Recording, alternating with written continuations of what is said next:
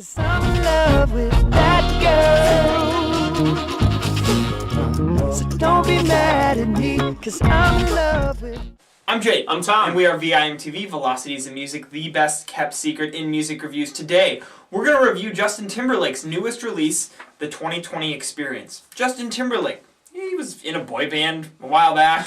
You might have heard of NSYNC before, and then has since gone on to do a lot of solo work, kind of be a pop legend, really at the forefront of pop culture, and he was, an MTV star. Pretty much everything that I hate in the world, Justin Timberlake is, even though he is a very talented vocalist, songwriter, even actor. I'll go say I really like a lot of his movies. Yeah. But all in all, Justin Timberlake's third album, The 2020 Experience, really kind of is an experiment. It is, because yeah. it's 70 minutes long, 10 tracks. You do the math, that's like 7-minute average track length, which means these songs are huge. Which you never would have heard NSYNC do. Yeah, no, you wouldn't. It's much more than just your typical pop song. Yeah. He really is getting into elements of neo soul.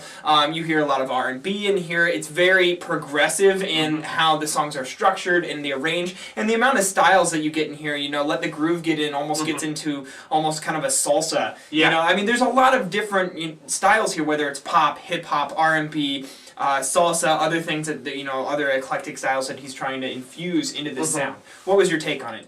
Well, it was really interesting at first, just dissecting this album because there's so much to listen to. Right. Not just lengthwise with the 70 minutes, but I also mean as far as the depth of the sound, there's so many layers going on. At first, it actually kind of bothered me. I came back from that complaint a little bit, but it reminded me, like I was saying to you, that Red Letter Media review of the Phantom Menace, where it's just every frame is so packed with so many things going on. I felt like that was any 5-second span of this album. Now, that doesn't mean there aren't dynamics. That doesn't mean things actually do kind of flow. One thing that I started to notice the more I listened to this album was how often layers come and go and how the songs just build from there. And they actually pull it off pretty seamlessly as far as the production and the arrangement is concerned. Now, from that standpoint, it's actually pretty good. But from there, you just have to think about really what he's filling it with, moving from the instrumentals to the vocals. Because the instrumentals are pretty interesting. There's, you've definitely got those pop R&B beats.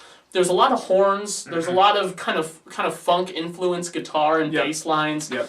But then you've got Justin Timberlake's voice, which is he's singing in falsetto a lot. It's very much R&B influenced. That's kind of what he's going for, it seems like. Absolutely. And to me, the real kicker on all these tracks is you can get in, and usually what happens is some sort of beat or start to the song, some hook is used to start the song then envelops, and then you have, 5 minutes of a standard, pop song, which it seems kind of long for a pop song, and it is, really. It is. And then the song shifts right around the 5-minute mark, because there's a number of songs on here that are 7 to 8 minutes long, and that's exactly, they all follow kind of a similar format where there's a 5-minute regular song, the song then shifts, it's still the same song, you can still hear it being the same song, but the song has changed in some way to change it up and make the song interesting, really to justify the 2-minute tail that's on the end of these tracks. Now, the question then becomes, does the song, one thing that we have to take down as we're critically and,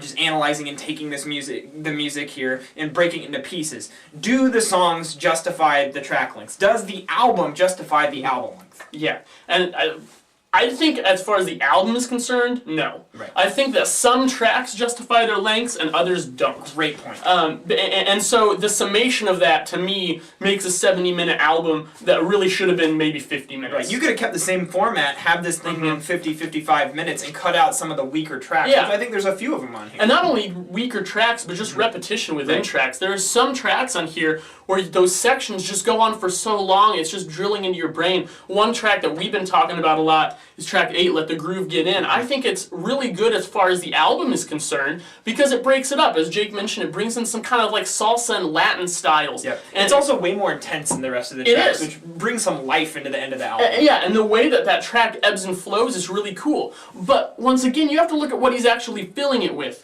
And it's literally 2 lines. Yeah, Let the Groove Get In right there. Are you comfortable right there? And he says that over and over again. And for 7 minutes. Yeah, you could have cut that by a fair margin, and you would have gotten your point across, still broken up the album. But this album really is about letting those things develop. I just think that he could have done it a little more quickly and had the same effect. Now, I have to say, any time that I listen to a pop album that has longer track lengths, I'm going to give respect and kudos to the artist just because it shows that they're not worried about getting pop hits. Now, obviously, that's where Justin Timberlake has resided in the pop hit realm for pretty much his entire career. But him and producer Timbaland, I read a quote of them saying, basically, they weren't really concerned about radio cuts. They figured they'd do that after the fact. They just wanted to make songs that developed. I think that's a really cool input from an artistic standpoint. But the output of it, once again, is all about what they're actually doing with it and how they justify those track lengths, and sometimes they just don't do it. I think that really to get into the negative aspects of this album, you have to go kind of track by track. Because, like, for me, I like the opening track, Push Your Love Girl. It's 8 minutes, and I think, for the most part, it's justified. I think it's pretty good. Justified? You get it? Oh, God, that was his first album. Oh, no, and we've been saying that word so much. Oh, no. Oh, God. See, in Push Your Lover Girl, I actually feel like the beat is not quite as strong. No. I feel like the beat could have really... And really, this is a criticism of the entire album. There is just not enough bass. You mentioned earlier there's a lot of, funk, guitar, and bass throughout this album. There's not enough low end in the mixing. It's in the bass guitar lines, not there. And Push Your Lover Girl, I think, really suffers because of that. Now, going to Suit and Tie, that song I think is all right until Jay-Z comes in. I think that has to be the worst. Let me show you my poop bag. Oh, God. Oh, God. Why would you do that to me? Anyways, keep going. Okay.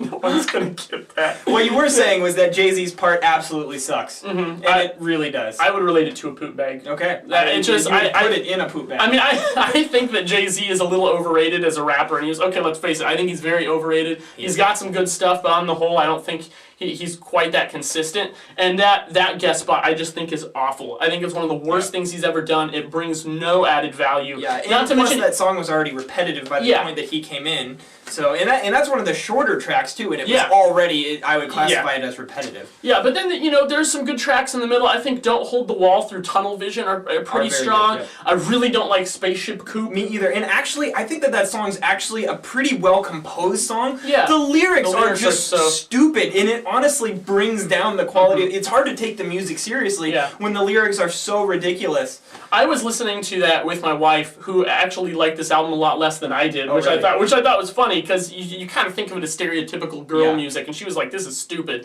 We were listening to Spaceship Coupe, and that song, she just goes, "This has got to be a joke." Right. She's like, "I can totally see right now Andy Samberg doing one of those SNL music videos to this, where they're trying to, they've got like the Dick in a Box characters going, and they're trying to convince these girls to get into their spaceship."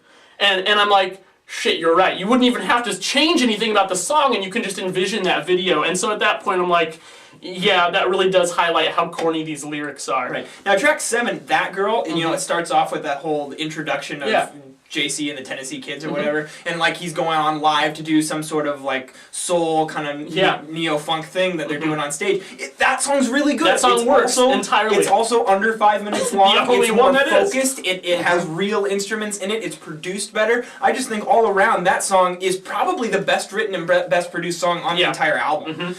Then we go to Let the Groove Get In. We've already talked about that. Then track 9, Mirrors, which is a single on this album. I cannot stand this track. I think it is terrible. I just, everything about it, from the structure, the chord progression, Justin's vocals don't even sound good on it, and I don't like the lyrics, I don't like anything about it, and it's 8 minutes long, so it's this giant, blemish at the end of this album where it's ramping up to the closer, Blue Ocean Floor, which I think we both like. Yeah, it's really good. It's where it goes a little more minimal, a little more heartfelt. The lyrics aren't just about dancing and doing it. There is a little bit more to decode there. They're a little more personal, and I just think the production and the arrangement there sounds great. Yeah, and I think that there's several times on this album where we see Justin kind of going for a direction still in the pop realm that is really cool. It's progressive. It's taking music to a new level. He's trying things within his own craft, and that you have to respect him for it. It's just, I think that he overshot just a little bit. I think so too. He wanted. I have to applaud him for being so ambitious. I just feel like it's just a little bit too far. You have to have tact with your craft. You have to know when is a good time to reel things in and make sure that it still sounds really focused and everything precise. And while I do feel like there's a lot of moments like that here, there's just way too many moments of excess. I'm personally, I like this album, but the more I listen to it, the more I pick it apart, the less that I like it. I probably started in like the low to mid 80s, and now I'm down to a 70 right now. And if I keep listening to it, I could potentially go lower. I'm going to go 68. This one's tough because there are a lot of aspects I like, but I just have to weigh those good moments out with the bad, and there are quite a few bad moments that bring it down considerably for me. Absolutely. What do you guys think? Were you brave enough to give the 2020 experience? I mean, just the fact that it's a Justin Timberlake album will turn a lot of music snobs. I mean, we're all music snobs, so I would classify us as music snobs. You know, and it's a 70-minute album with 10 tracks. It's tough to commit yourself to that amount of music, and listening to it multiple times, that's a lot to deal with. If you actually did this and were able to, kind of go through and review this album yourself, please let us know what your thoughts were at www.velocitiesandmusic.com or youtube.com/velocitiesandmusic. Also, please follow us on Twitter, like us on Facebook, and let us know what albums from 2013 you would like to see us review. I'm Jake. I'm Tom. And we are VIMTV, moving music critique forward. Many people in a crowded room. My camera lens is only set to zoom.